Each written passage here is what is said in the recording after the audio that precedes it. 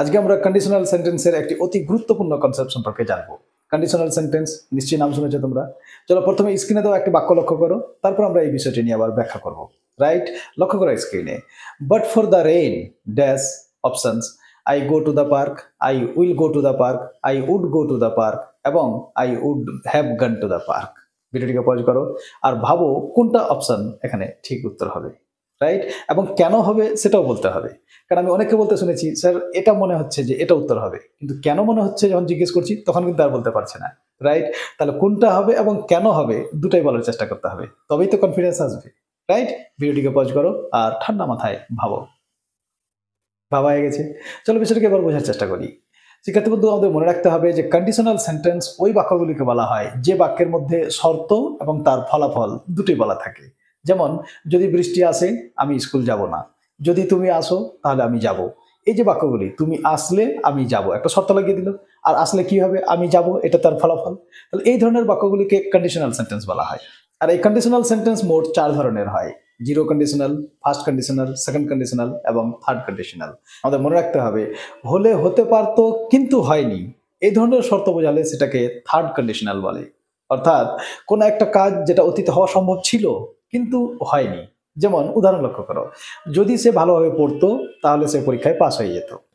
অর্থাৎ সে ভালোভাবে পড়েওনি আর পাস করেওনি, কিন্তু অতীতে তার পাস করাটা সম্ভব ছিল।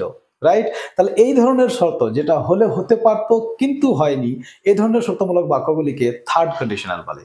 এবার ঘটনা হলো, এই বাক্যটার ইংরেজি ট্রান্সলেশন কিভাবে করবো আমরা, অর্থাৎ এখানে আমরা কোন ক্ষেত্রে কোন টেন্স ব্যবহার করব।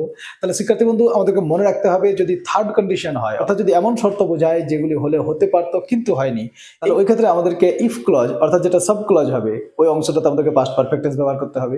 এবং যেটা মেন ক্লজ, যে অংশটাতে ফলাফল বা রেজাল্ট বর্ণনা করা হয়, ওই অংশটাতে would have plus verb 3, should have plus verb 3, could have plus verb 3 বা মাইট হ্যাভ প্লাস ভার্ব 3 ব্যবহার করতে হবে। বোঝা গেল? আচ্ছা, এবার কোনটা ব্যবহার করব, it depends on the situation, তাই না? যেখানে যেমন অর্থ বোঝাবে ওই হিসাবে ব্যবহার করতে হবে। তাহলে এবারে বাক্যটি লক্ষ্য করো তো, যদি সে ভালোভাবে পড়তো তাহলে সে পরীক্ষায় পাস হয়ে যেত। এখানে যদি সে ভালোভাবে পড়তো, এটা সাব ক্লজ, এটা ইফ ক্লজ। রাইট, তাহলে আমরা এখানে কি করব, if he had studied hard. লক্ষ্য করো, হি had studied, had plus verb 3, একেই তো পাস্ট পারফেক্ট বলে। আচ্ছা, তাহলে কি হতো, ম্যান ক্লজটা কি করবো আমরা, he would have passed the exam. তাহলে if he had studied hard, he would have passed the exam. যদি সে ভালোভাবে পড়তো তাহলে সে পরীক্ষায় পাস হয়ে যেত। তাহলে এটা অতীতে হওয়া সম্ভব ছিল কিন্তু হয়নি। আর এই ধরনের কন্ডিশন, এই ধরনের শর্তমূলক বাক্যগুলোকে আমরা থার্ড কন্ডিশন বলছি। রাইট, আচ্ছা চলো এবারে তাহলে এসব বাট ফর এর কনসেপ্ট। শিক্ষার্থী বন্ধু, আমাদের মনে রাখতে হবে, বাট ফর কথাটির অর্থ হচ্ছে if it had not happened, যদি এমনটা না হতো। এটাও থার্ড কন্ডিশনারই অন্তর্গত। তাহলে এরপরে যখনই বাট ফর দেখবে, আমাদের যেটা মনে পড়ে যায় যে বাট ফর মানে হচ্ছে if it had not happened, যদি এমনটা না হতো বা যদি এটা না হতো, এটা থার্ড কন্ডিশনারের অন্তর্গত। কারণ লক্ষ্য করো, if it had not happened, had not মানে পাস্ট পারফেক্ট চলে এসছে এখানে, আর পাস্ট পারফেক্ট তো থার্ড কন্ডিশনাল। রাইট, তাহলে এই ক্ষেত্রে আমরা যে মেন ক্লজ বা মূল অংশ বা যেটা ফলাফল, ওই অংশটাকে আমরা কোন টেন্স ব্যবহার করবো বললাম, should have plus verb 3, would have plus verb 3 বা could have plus verb 3। Right, তাহলে এবারে প্রশ্ন দেওয়া বাক্যটি লক্ষ্য করো, but for the rain dash, এবার বলো কোনটা হবে, I go to the park, I will go to the park, I would go to the park, নাকি I would have gone to the park. Yes, of course, তোমরা ঠিকই ধরেছো, I would have gone to the park, would have gone. Right, তাহলে এই যে দেখো third conditional. তাহলে আশা করি বুঝে গেছো তোমরা।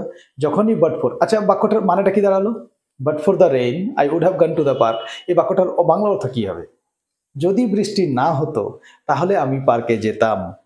পাস্ট পসিবিলিটি, অতীতে এটা হওয়া সম্ভব ছিল কিন্তু হয়নি, এর মানে কি বৃষ্টি হয়েছে আর আমি পার্কে যাইনি। রাইট, তাহলে বাক্যটার অর্থ কি দাঁড়ালো, বাট ফর দ্য রেইন, অর্থাৎ if it had not rained, যদি বৃষ্টি না হতো, I would have gone to the park, তাহলে আমি পার্কে যেতাম। I hope you got the point. Right, তাহলে বাট ফর মানে থার্ড কন্ডিশনাল, আর থার্ড কন্ডিশনাল গঠন আমরা কি জানলাম, সাব ক্লজ পাস্ট পারফেক্ট আর main clause would have plus verb 3। I hope তোমাদের গঠনটি মনে থাকবে।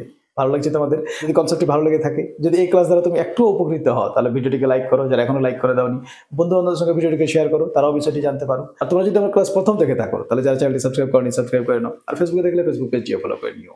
রাইট, খুব শীঘ্রই তোমাদের সামনে আমি আবার উপস্থিত হবো নতুন কোনো গুরুত্বপূর্ণ কনসেপ্ট নিয়ে। Till then, be happy, take care of yourself, keep watching and keep learning English. Happy learning.